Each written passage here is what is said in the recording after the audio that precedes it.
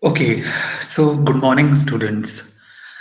Uh, in the first session, last time, we have just uh, discussed a brief history about the compiler, what exactly was the first compiler, and then we started our discussion related to what exactly compiler is and what exactly compiler should not do, some other things as well. And subsequently, we also started with the first phase, that is the lexical analysis. So we just took the overview, what exactly lexical analysis phase does in the designing and the development of compiler.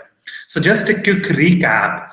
So the steps in the lexical phase are completely defined. So the first step, as we discussed, that you need to identify the list of valid characters in your language specification. Characters. Once it is done, the next step is that the language specification, the underlying language specification, must throw some rules on you people so that it is feasible for you. You means the compiler, for compiler to appropriately estimate the word boundaries. Making sense? So once you have identified the list of valid characters, the next step is that the compiler should be very intelligent enough that it should able to identify the exact word boundaries. So normally, in most of the time, we have the word boundaries like, let's say, tabs, white spaces, any set of punctuation symbols and all. But it is quite possible that sometimes we don't have these word separators like I mentioned, these punctuation symbols or white spaces and any other thing. Uh, we have to identify that sometimes a variable or anything from one class or another variable from different class will also act as a word boundary. Right. So what I'm saying here is, which is completely depicting like this. So suppose if I have written something like this, right, without any white spaces and so on and so forth.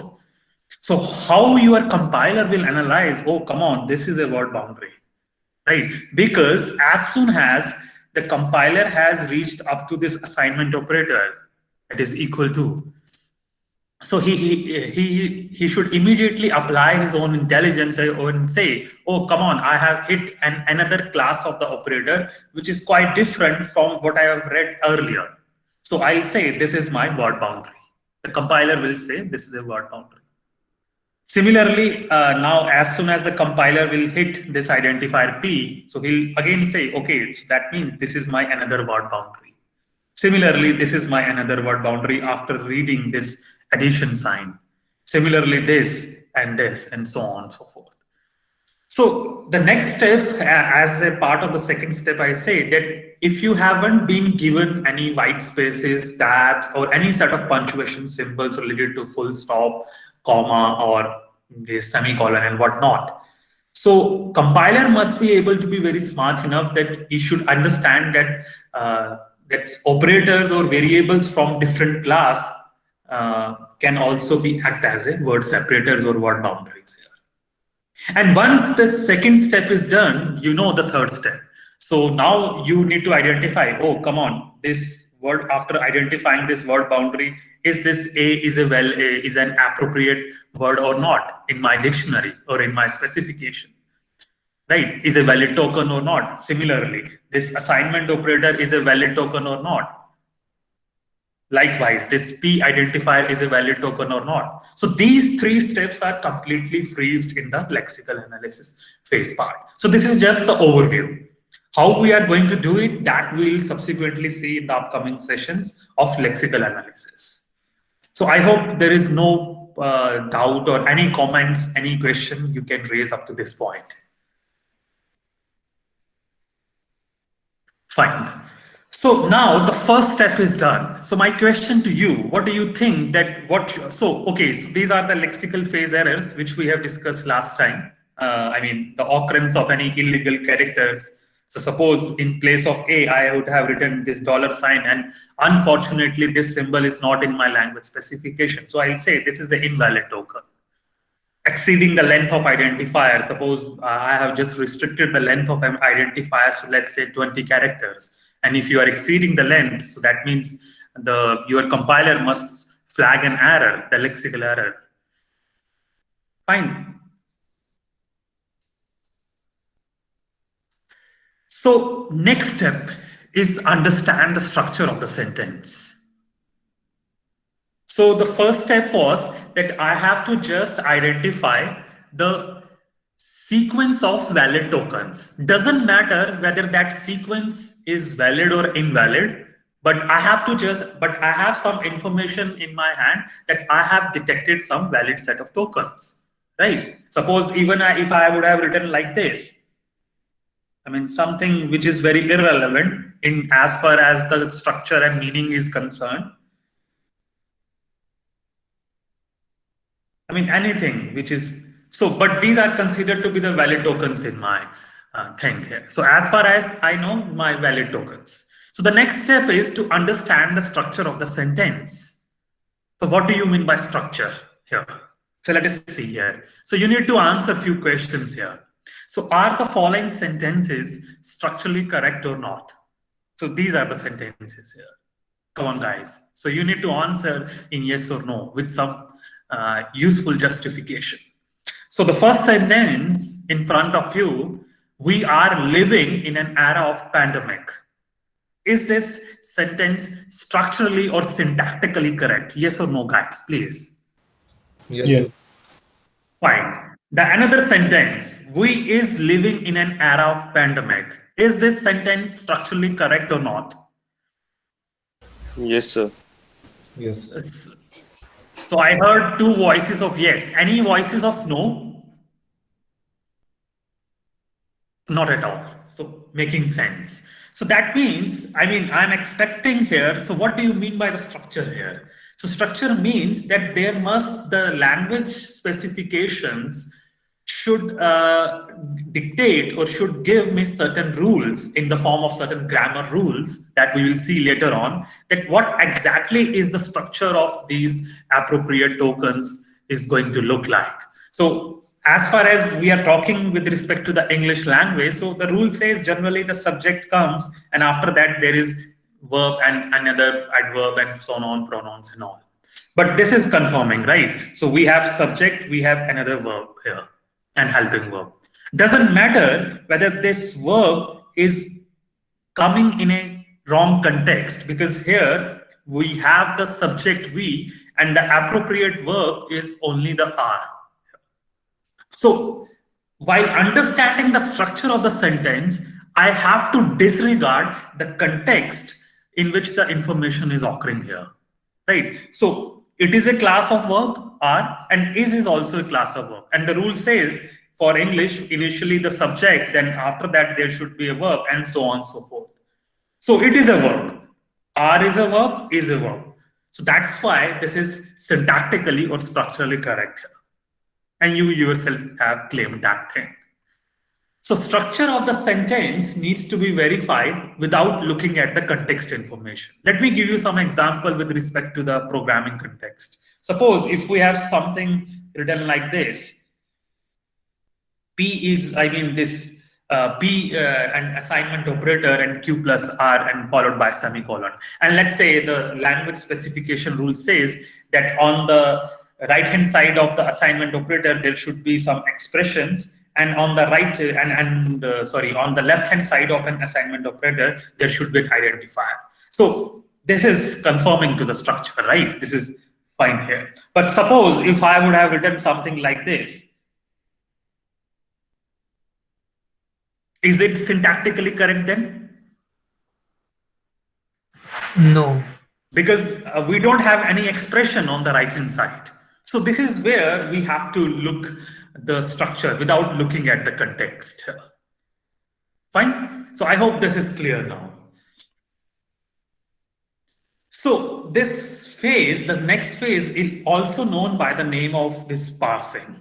That means we are going to look some efficient parsers which are going to verify the structure of our extracted tokens from the lexical analysis phase, and also known by this name of syntax analysis here. So once the tokens are identified in the lexical analysis phase, the next phase is to recognize the structure of the sentence. And the process is also known by these terms: syntax analysis and parsing, without looking at the context information. So let's see a few examples here. What should be done? So as we have seen, with respect to the lexical analysis, we generally give the input as the stream of characters of programming language or any English language. And what we get as an output, the set of valid tokens. But here, the input is, again, the set of tokens. So what could be the output, right? With respect to this parsing here. So here we have to understand here.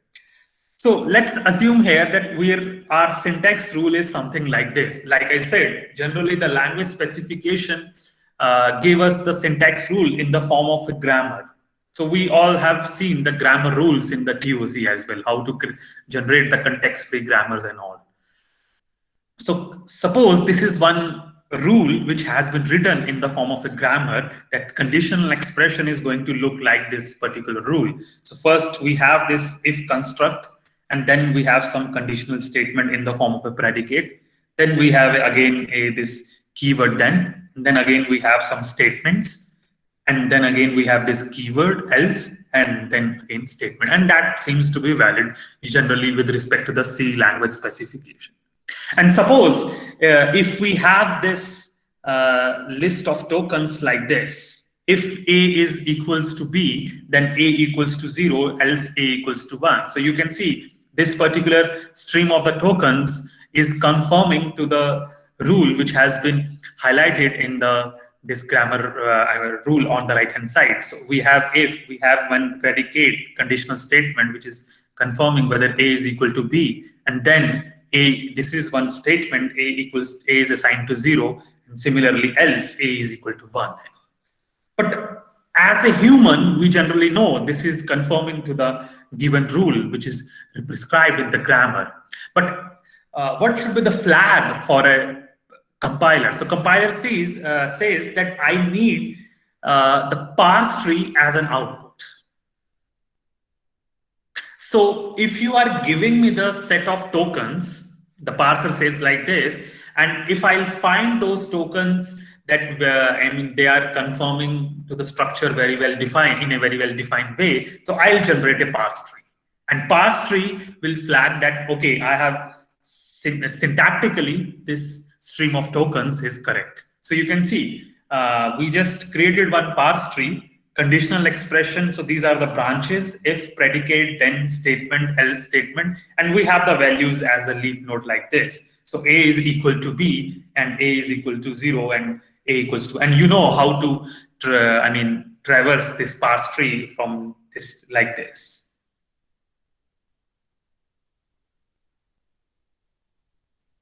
Fine. So if your compiler is taking the stream of valid tokens, and if it is generating the parse tree, that means it is syntactically, it is structurally valid here. It seems valid, right? So this is the way how generally the parser worked. So again, just like with respect to the lexical analysis, so here we have the sequence of words or tokens, and what we are getting as an output is a structurally valid parse tree. So if your, if the sequence of tokens is not conforming to the sum of the grammar rule, so this will not get generated. So this will simply flag an error. And obviously he has to recover from the error. That we'll see in the subsequent lectures. So it will not generate any parse tree in that case. Fine, so this will report an error. And we'll better call it as a syntactical error.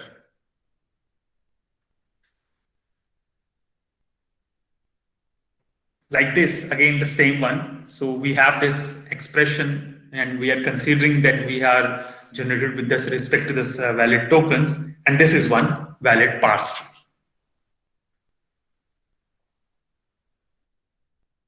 So what are the steps here? Check the syntax corresponding to the grammar rule and construct the parse tree. And if you are not constructing, if compiler is not constructing the parse tree, then it should report the error. It should flag an syntactical error. And error recovery must also be done at the same phase. And as of now, you all are aware that this complete phase is going to be modeled using the context-free grammar rules, as I said. And you also know that possibly will be recognized using the PDA, that is the push-down automata. And we have another thing, that is the table-driven parsers, that we'll study very shortly. So this complete phase is going to be implemented using the context-free grammar rules, and you know how this is going to be performed using the push-down automata. So common syntactical errors. Anyone guess what should be the common syntactical errors? Like we discussed. Any syntactical errors? You may come across so many times. Come on, guys. Missing semicolons.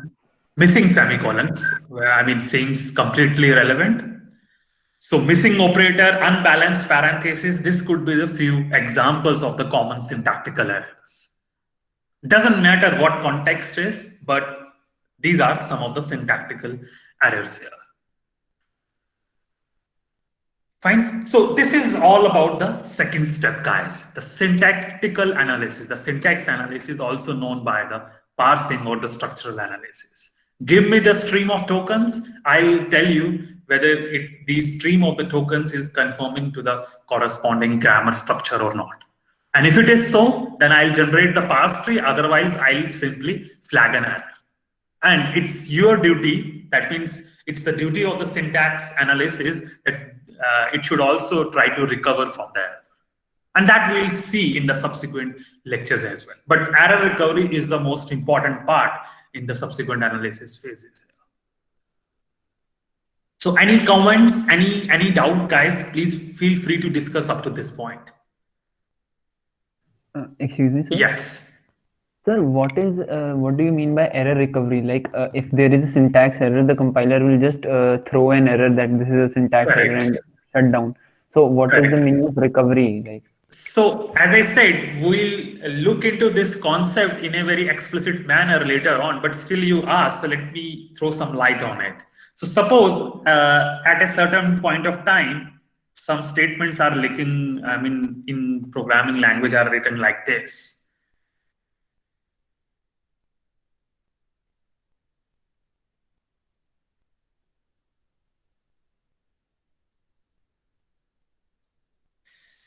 Let me rub this. Yeah. Let's say we have any other equation like this. Fine.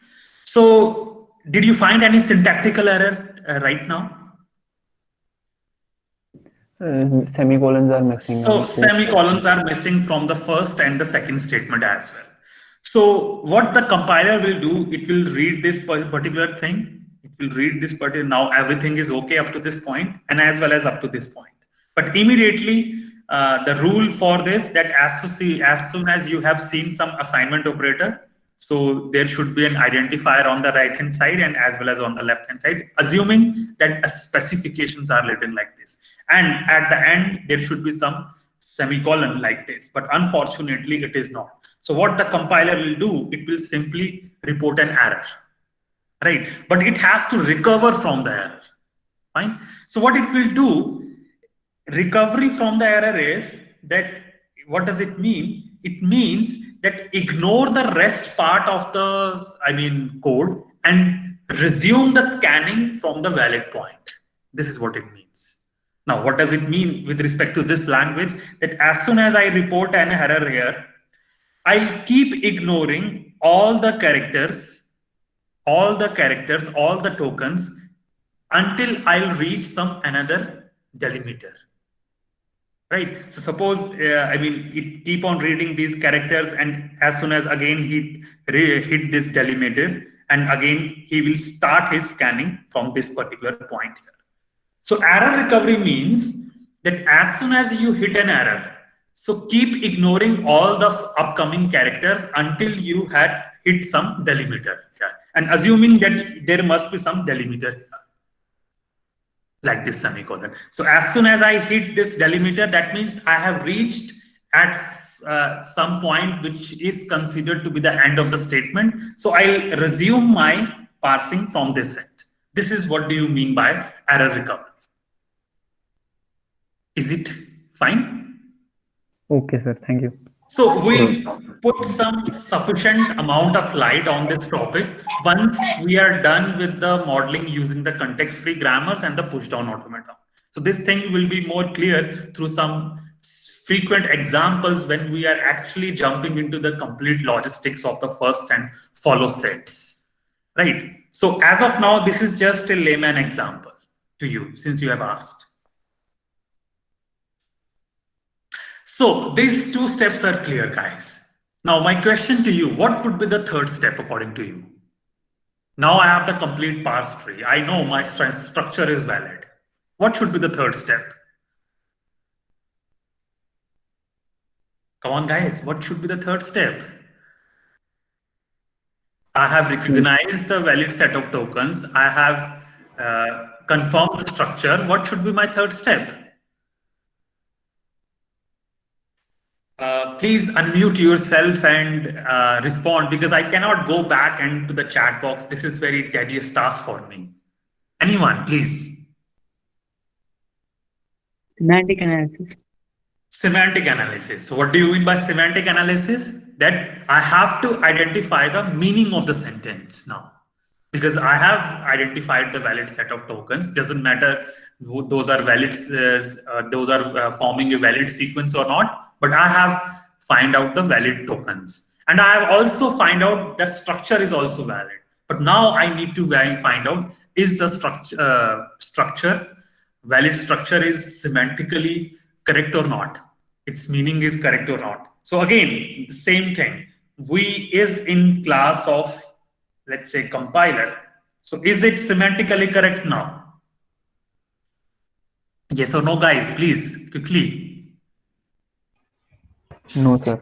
No, sir. So the reason being, now the structure is correct, but its context is correct. Incorrect, because the context in which this verb has to occur is completely incorrect. So we need to understand the context part here, and this is somehow the most complex part for compiler to actually resolve such sort of things here. So let us try to put some light on it. So understanding the meaning now.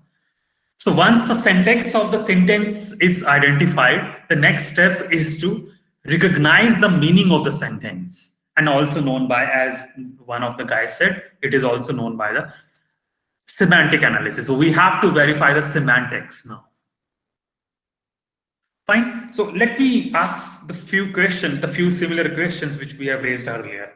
So again, is this statement semantically correct? Come on, guys, the question to you people. Is this statement semantically correct? Yes. How could you say it is semantically correct? Can you justify this? Its meaning is making some sense, like whatever the sentence. Okay, so is this still making sense? Suppose if I do like this. Is this still correct? No. So that's the weird thing. The earlier you have, whatever you have responded earlier, you might be responding with respect to the structure, because I haven't given you the context information. So context information was lacking earlier in my question.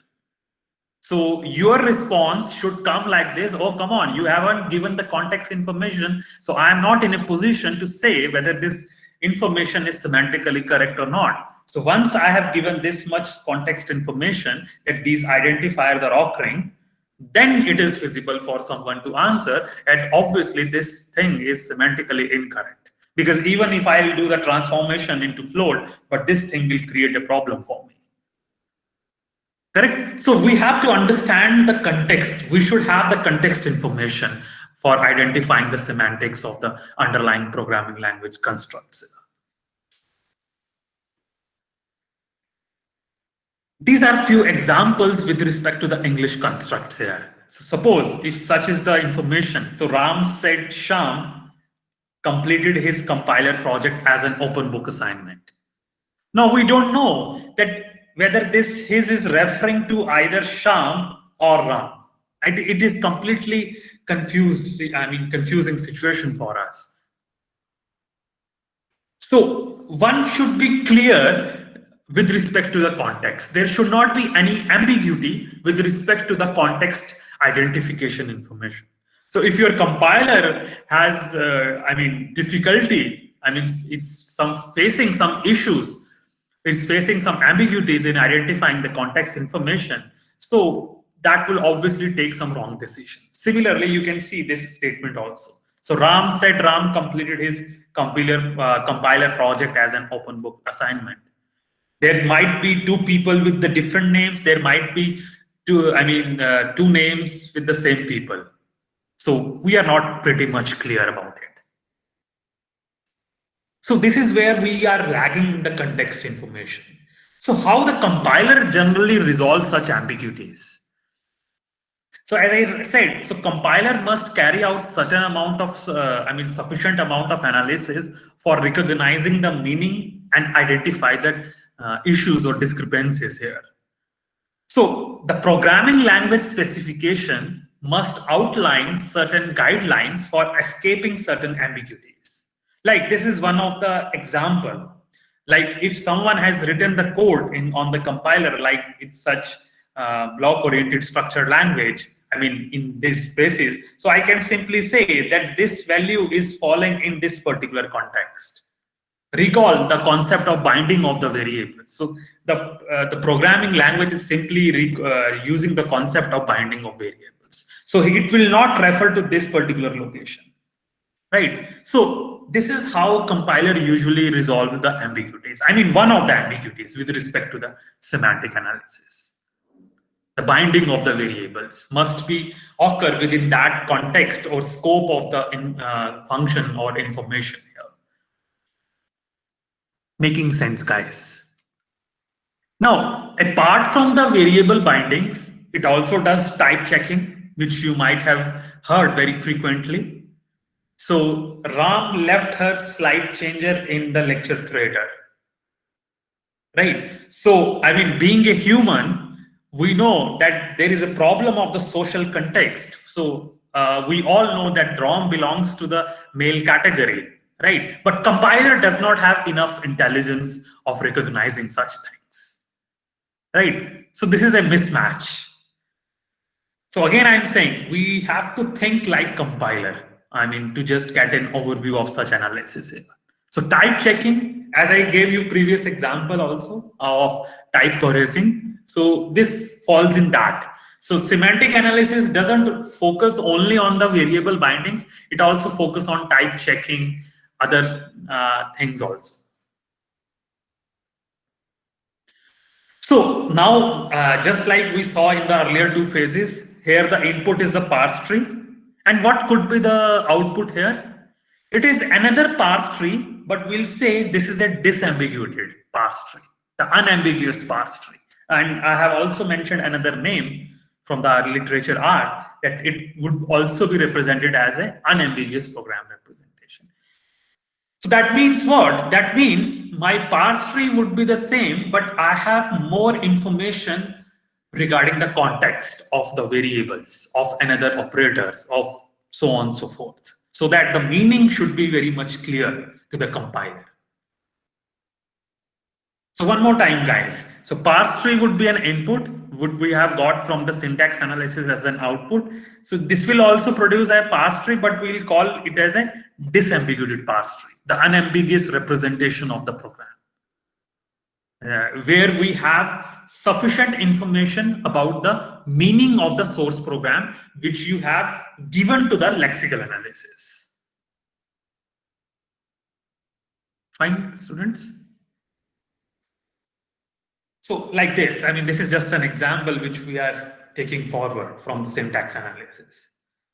So now, earlier our parse tree was looking without this context information. So now we know that this is the context information which is available to us. So now this is making some sense at the end of the semantic analysis. Now, whatever the statement which was given to us earlier, right? I mean, all these constructs, we identified the tokens, we confirm the structure, and we are just confirming the meaning by identifying their context information. So we'll call this not as a only parse tree, we'll call it as a disambiguated parse tree or an unambiguous representation of the parse tree here. Yeah, so as I said, there are n number of things that is supposed to be done by the semantic analysis. Obviously, by default, check the meaning, semantics, error reporting also, disambiguate overloaded operators. Does anyone know what exactly this means? Disambiguate overloaded operators? I mean, the name is itself indicating the meaning. You have to overload the operators. Any example? Anything? Come on, guys, please be quick on this. Overloading operators. Sir, if we have overload, Yeah, please. Anyone, please.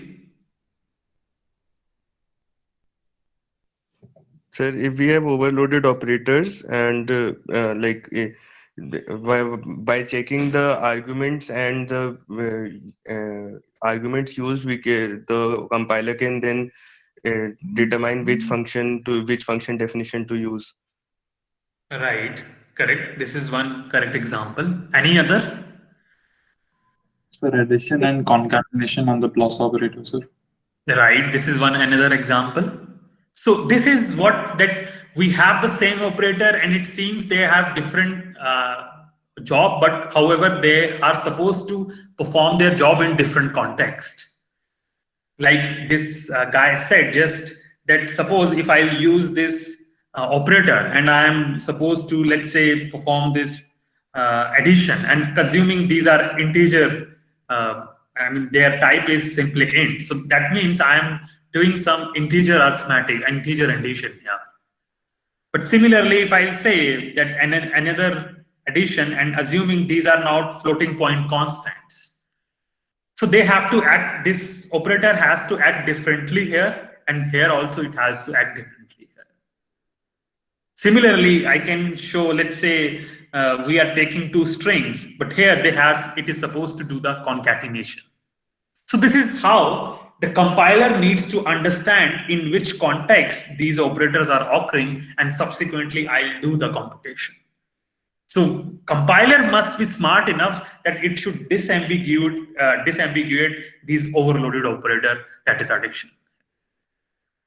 Fine, and this also comes under the semantic analysis, because unless the meaning of the program is not identified by your compiler, he cannot do the thing here. But remember one thing, guys, like I mentioned last session, when I'm saying the meaning, the compiler does not need to understand the algorithm part.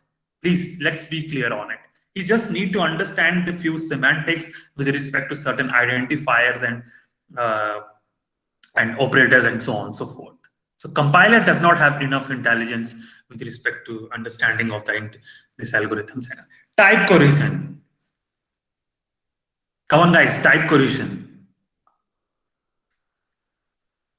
Anyone? I mean, it's very simple. We frequently do you might have done frequently in CP course on data structures, such things. And I just gave you a few examples earlier also. No one? It's very unfortunate. Type coercion, guys. So, yes. So, like, if they're like typecasting. Yeah, typecasting. Yeah, that's it. So this is an int and this is a float. So compiler must be very smart enough that it should convert into float and make the underlying things visible here. Uniqueness checking. So compiler must also do the uniqueness checking with respect to the semantic analysis.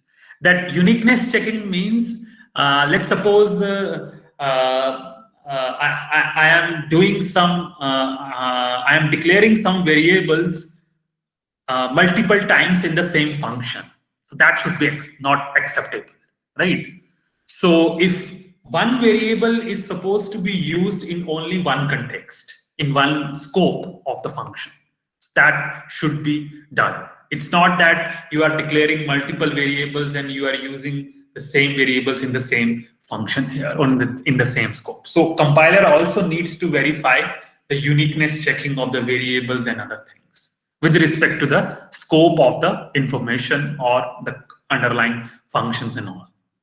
So these are the things which is supposed to be done by the semantic analysis. And as I said, it is considered to be a tedious task because it's not just playing with the structure or recognizing the tokens. It has to do n number of information depending whatever is specifying in the specification, language specification thing here. Fine, like I gave you some other examples. I mean, it can also do the control checking. Let's suppose your code is jumping from one statement to another. So compiler should make sure it should not jump to some middle path, some middle of the control. It should start from the starting point here. So these are the tasks also defined by the that needs to be verified by the semantic analysis. So we'll see once we'll jump into this particular thing. Semantic analysis here. So compiler translation phase is, guys, covered till now. So this is the part which we have covered. So initially we have character stream. We use the capabilities of the lexical analyzer and we generated the valid token streams. And we use the capabilities of the parser, the syntax analyzer, and we generated the valid parse tree. And we also utilized the capabilities of the semantic analyzer and we generated the disambiguated parse tree. So by this time, we have the complete meaning of our source program. We means the compiler again, guys. The compiler must have the complete unambiguous meaning of your program. And conventionally, and also today itself, these all phases are generally known to be as a front-end phases. Can anyone guess why is it called front-end? Because it has some meaning. I mean, why these phases are called as a front end of your compiler? I mean, the name is itself indicating some sense. Any response? Like some compilers. It deals with the. Yes, please. Anyone? It deals with the higher level user code. Correct. That is more appropriate.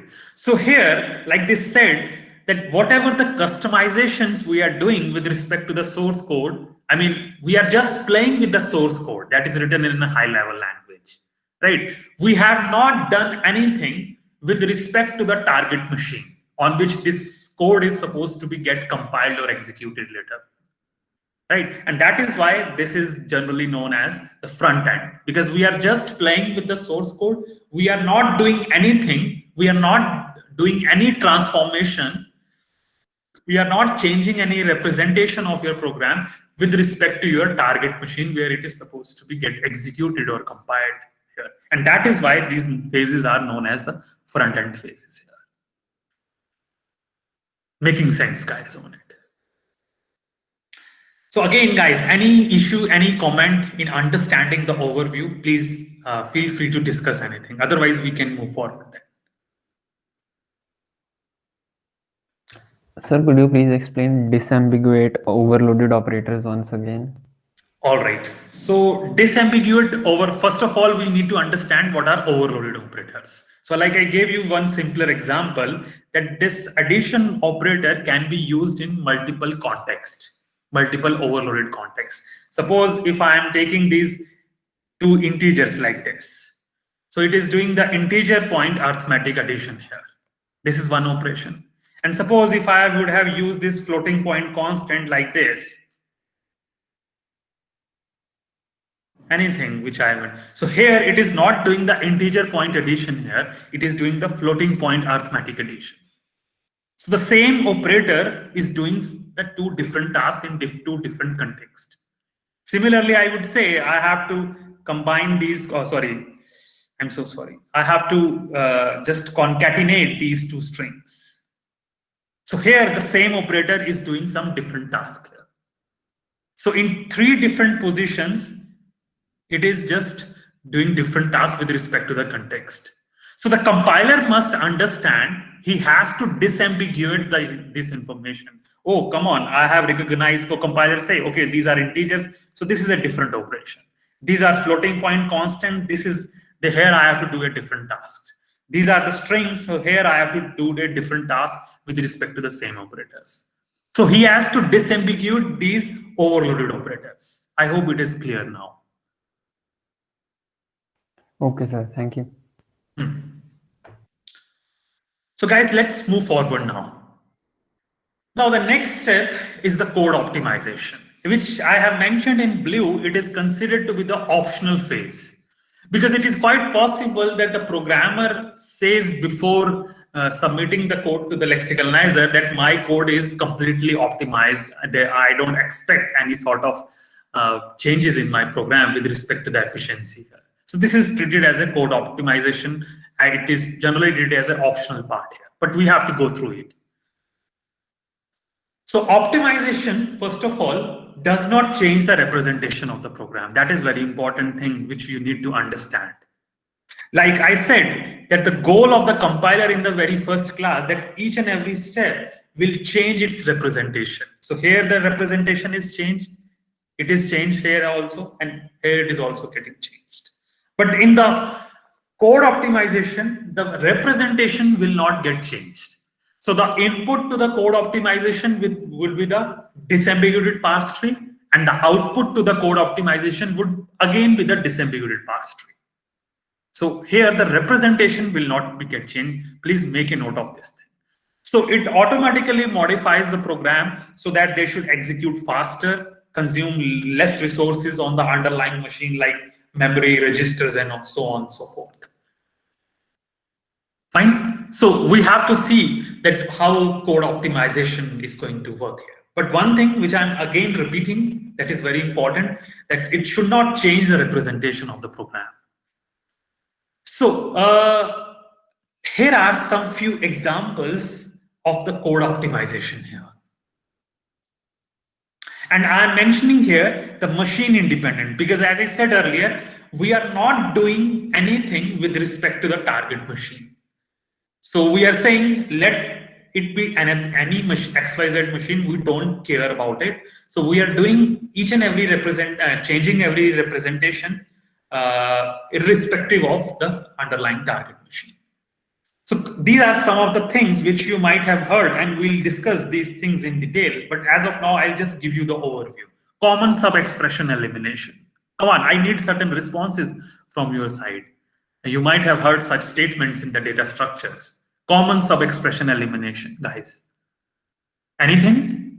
Any responses?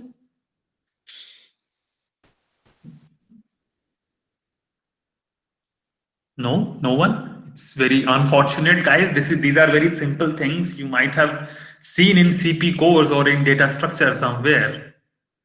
So common sub-expression elimination, the name is itself indicating the meaning. If you will come across, the compiler will come across the same sub-expression. So that should be eliminated, because obviously that will take more time in resolving or in simplifying those expressions.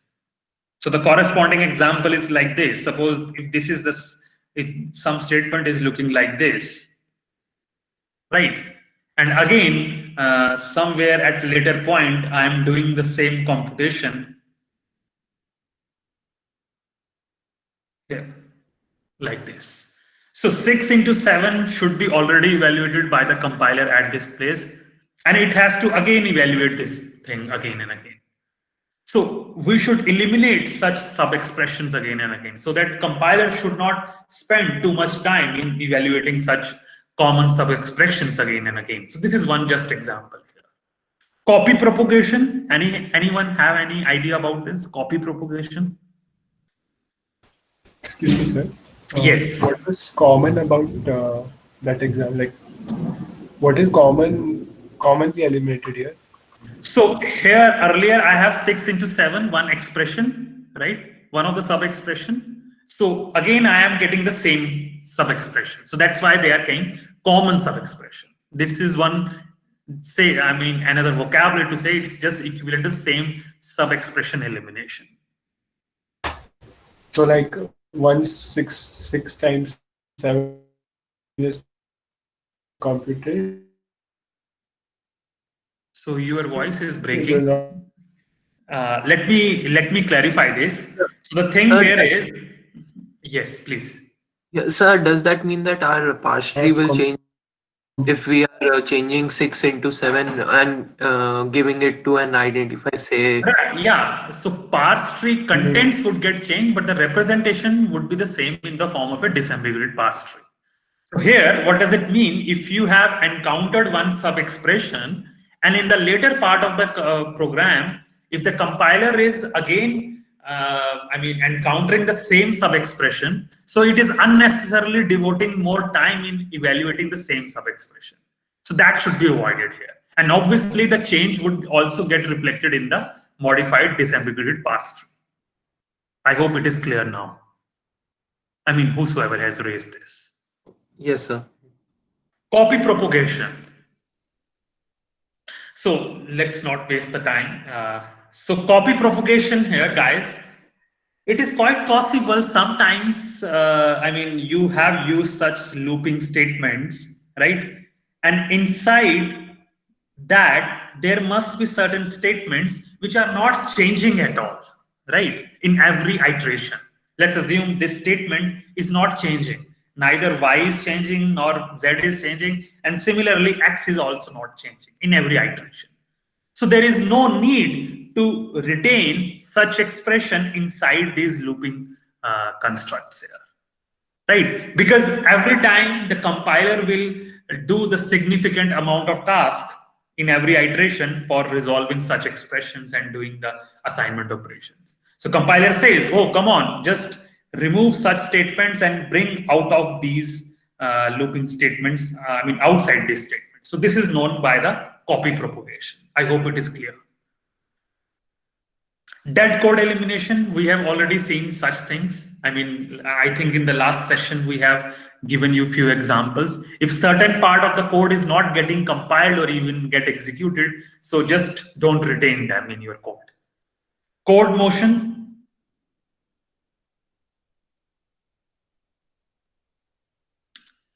Anyone, guys?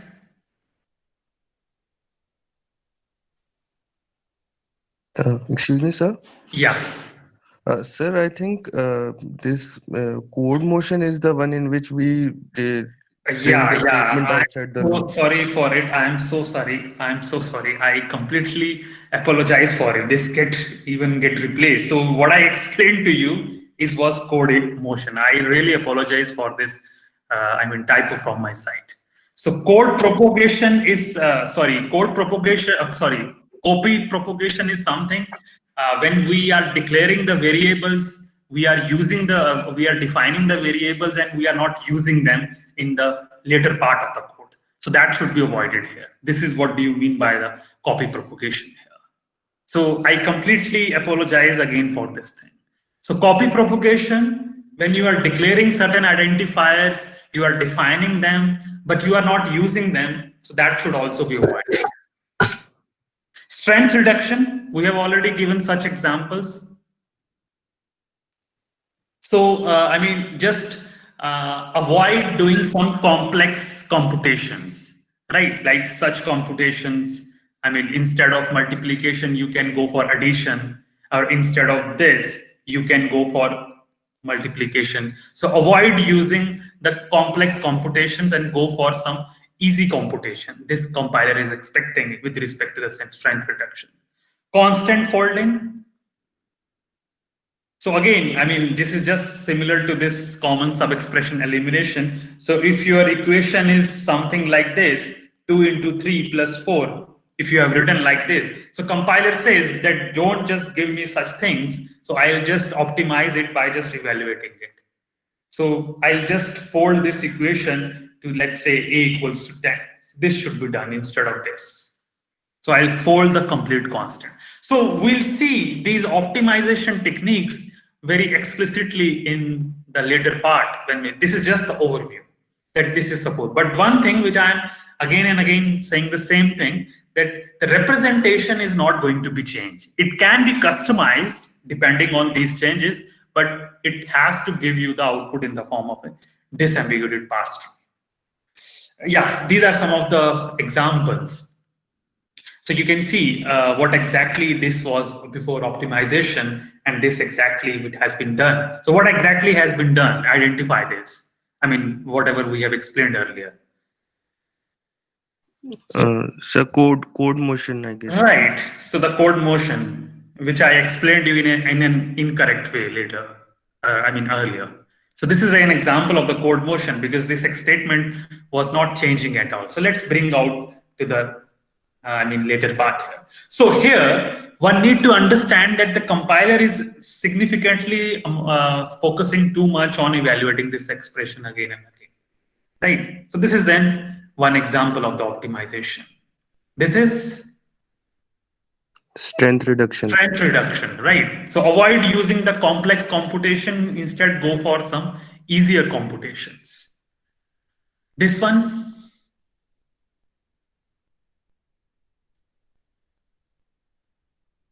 come on guys, this one. Common sub-expression elimination. Common sub-expression eliminations and so on and so forth. All right, so we'll see such details when we'll touch the actual optimization part in the later part here. So this is just that the representation is not going to be changed.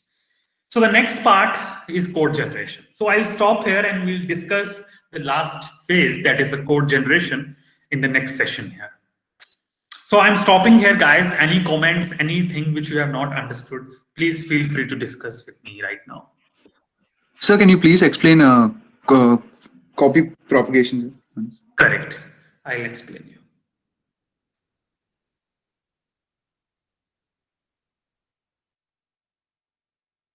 So here I'm saying copy propagation. Let me take some blank slide.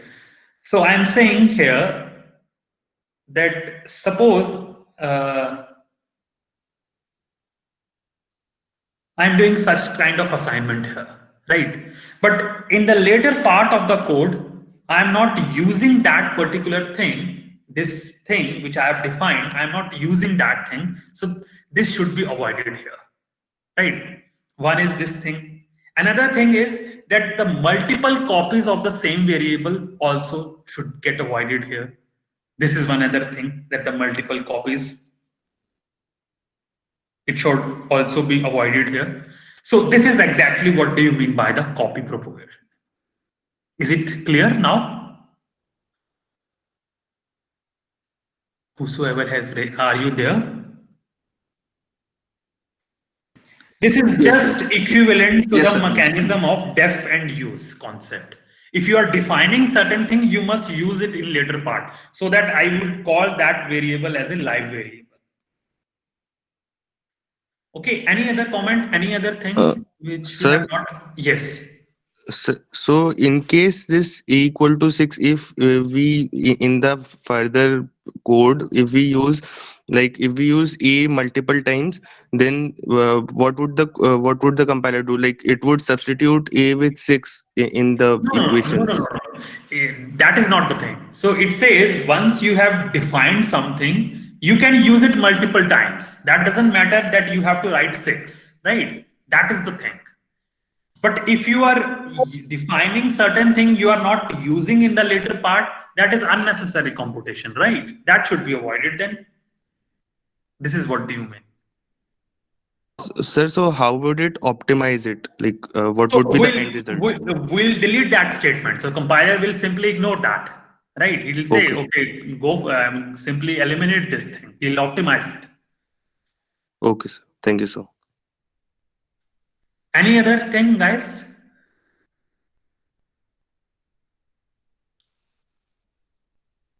So can you please explain constant folding once again? Constant folding, fine. So constant folding is just almost similar to the, somewhat similar to the sub-expression elimination.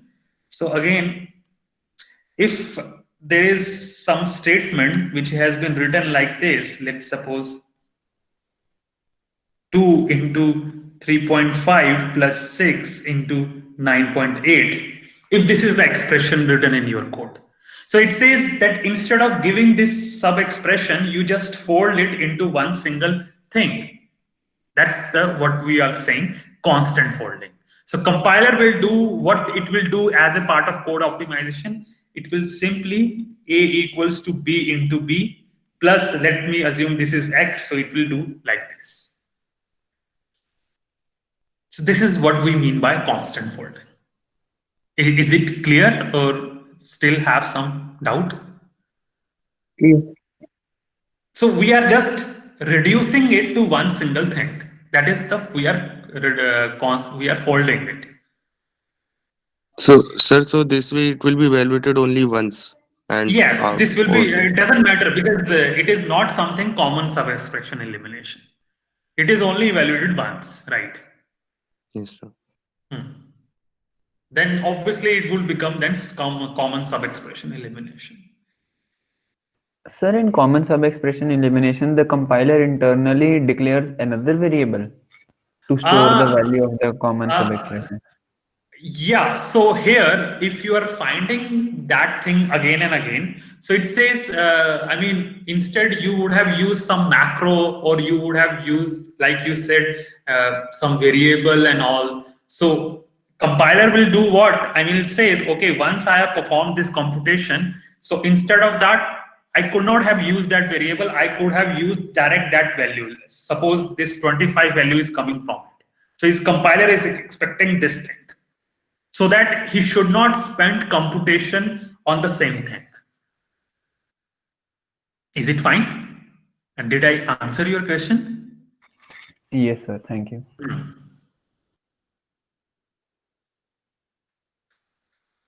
Any other comment, guys? Otherwise, we can stop then.